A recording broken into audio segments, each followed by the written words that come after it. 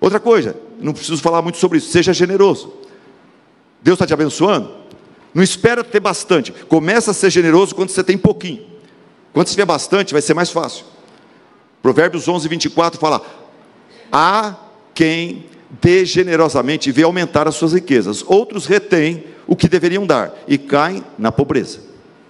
Deus vê que você não está, você é um mar morto, só está retendo, não está dando para ninguém. Ele fala: chega, não vou investir mais nessa pessoa, esse filho aqui está muito sovina. Provérbios 11:25, eu gosto desse versículo: o generoso prosperará, quem dá alívio aos outros, alívio receberá. Citei isso domingo passado. Em Lucas 6:38, Jesus fala: deem, Deus te abençoou, abençoa também. Não seja sovina, não seja mão de vaca, não seja tio Patinhas. Dê, seja generoso. Mas para isso é necessário planejamento e boa administração. Outra coisa, ajuste-se às promessas condicionais do Senhor. Ajuste-se às promessas condicionais do Senhor, são várias. Mateus 6:31, leia comigo, vamos lá. Não vos inquieteis dizendo: que comeremos, o que beberemos, ou com que nos vestiremos, porque os gentios é que procuram todas estas coisas, pois vosso Pai Celeste sabe que necessitais de todas elas. Buscai, pois, em primeiro lugar o seu reino e a sua justiça, e todas estas coisas vos serão acrescentadas. Pergunta para você mesmo, olhando para esse versículo: quando é que Deus promete acrescentar todas estas coisas? É quando eu coloco o reino dele em primeiro lugar. Ajuste-se às promessas condicionais. Isso é uma promessa condicional. Na Bíblia, geralmente, as coisas são tudo pela graça, mas tem coisas que são condicionais para aqueles que já foram salvos pela graça. Tem crente salvo pela graça que não desfruta de muitas bênçãos, porque não obedece. E o que obedece, desfruta daquela. São bênçãos condicionais. Uma outra, Provérbios 3:9. Provérbios 3:9, vamos lá. Honre ao Senhor com todos os seus recursos, e com os primeiros frutos de todas as suas plantações. Os seus celeiros ficarão plenamente cheios, e os seus barris transbordarão de vinho. Essa tem sido a experiência de muitos servos de Deus através da história. Existem exceções, existem momentos que Deus age de uma forma inusitada, Ele quebra a sua regra, mas a regra geral é essa daqui. Pessoa generosa normalmente continua sendo generoso, continua recebendo de Deus condições de abençoar. Enfim, mas faz pergunta para você, diante desse texto, pergunta para você mesmo: quando é que os meus celeiros ficarão plenamente cheios? Quando eu honrar ao Senhor com todos os meus recursos, com as primícias dos meus frutos, do meu salário, do meu lucro. Outra coisa, vamos lá, Malaquias 3, 9 e 11. Eu tenho um bom sermão para pregar sobre esse texto aqui. Vamos lá, encontrei Augustus Nicodemos ensinando que isso aqui é para o Novo Testamento também. Então, se você não gosta do que eu falei domingo passado, me chamando de Edir, alguns me chamaram de Edir Macedo na porta da igreja, irmãos, olha que coisa, nunca fui tão ofendido. Mas vamos lá, eu ainda vou pregar isso é para a igreja, é para nós hoje. Vamos lá, trazei todos os dízimos à casa do tesouro, para que haja mantimento na minha casa. E provai-me nisto, diz o Senhor dos Exércitos, se eu não vos abrir as janelas do céu e não derramar sobre vós bênção sem medida. E olha, milhões e milhões de crentes testificam. Eu já vi muito crente testificar: isso é verdade, eu tenho provado isso na minha vida. Gente com menos, gente com mais ou menos, gente com bastante, tem provado que isso é uma promessa maravilhosa, que normalmente acontece. Vamos para 2 Coríntios 9:8. 2 Coríntios 9:8. Cada um contribua, deixa eu ler só minha. Cada um contribua segundo tiver proposto no coração, não com tristeza ou por pressão, necessidade. Por quê? Porque Deus ama quem dá com alegria. Deus pode, e normalmente Ele faz. Deus pode fazer você abundar em toda a graça, inclusive na graça financeira, a fim de que, tendo sempre em tudo ampla suficiência, superabundez na generosidade, em toda boa obra, podendo investir no reino e ajudar as pessoas ao seu redor. Que delícia, que gostoso, é isso que eu quero.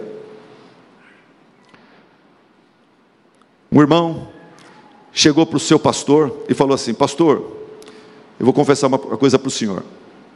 esse mês aqui eu não vou dar o dízimo, que eu estou muito apertado. E o pastor falou: mas irmão, você vai falhar justamente com aquele que é a fonte de todas as suas bênçãos, inclusive materiais. Você vai falhar justo com o chefe, com o mestre. Ah, pastor, eu estou com medo que eu não vou conseguir chegar ao final do mês, esse mês aqui, eu não sei como que vai ser. E o pastor falou para ele assim: ok, vamos fazer o seguinte, você dá, tá bom? Pela fé você dá, e se faltar, eu tiro da minha poupança, eu cubro o resto do seu mês. Daí o pastor, o membro falou: opa, assim eu topo. O senhor cobre mesmo? Assim eu topo. E o pastor falou: está vendo? Está vendo o seu problema? Você está disposto a confiar em mim, um mero mortal, mas não em Deus, o seu Senhor, o seu Salvador, o Criador dos céus e da terra. Amados, dizimar, ser generoso, é um ato de fé e gratidão. Coloque isso na sua cabeça. Não é um ato financeiro, não é uma negociata que você faz, é um ato de fé e gratidão. Você dá com alegria, por quê? Porque Deus te deu. A gente não dizima para ganhar mais. Cuidado para não cair nessa roubada, que você tá, daí você não está dando com alegria, você está dando por interesse, por ganância. E muitos nessas igrejas que pregam a prosperidade, as pessoas acabam dando por ganância, não por amor a Deus, não para a glória de Deus, dão para receber de volta, porque o pastor as enganou, que dando você vai receber o dobro. Então, a motivação do dar de muitos brasileiros está errada, não é bíblica, não agrada a Deus. A gente não dizima para ganhar mais, mas a gente dizima porque a gente reconhece que Deus nos abençoou e nos sustentou no passado, nesse último mês. E a gente dizima porque a gente confia que esse mesmo Deus continuará nos sustentando no mês seguinte, no futuro.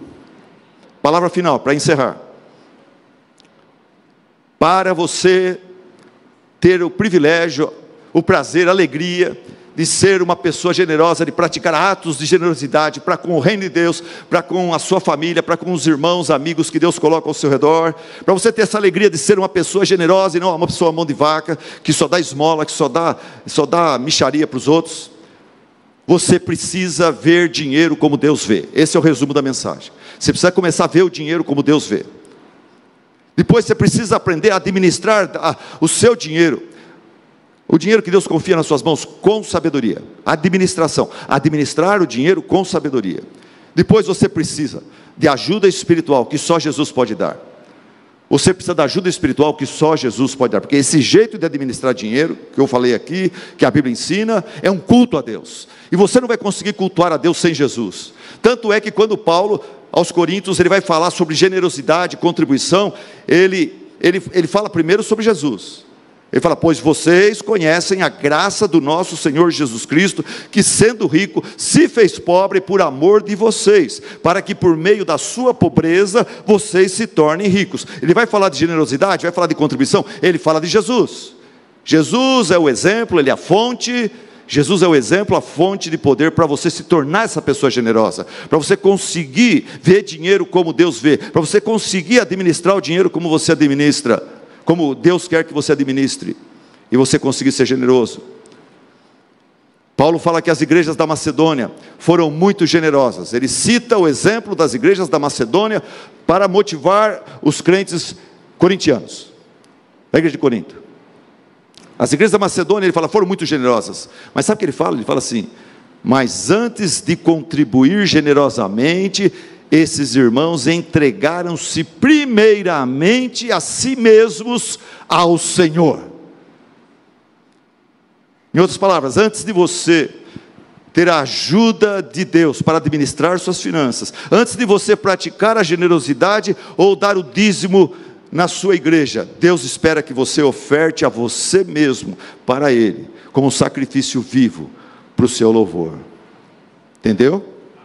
Enquanto você não se entregar totalmente a Jesus Cristo, enquanto você ficar querendo controlar o barco da sua vida, e quer só que Jesus seja um passageiro ali, mas você não quer dar o leme para Ele, você não vai experimentar todas essas bênçãos que nós estamos experimentando aqui. Nessa igreja tem muita gente generosa.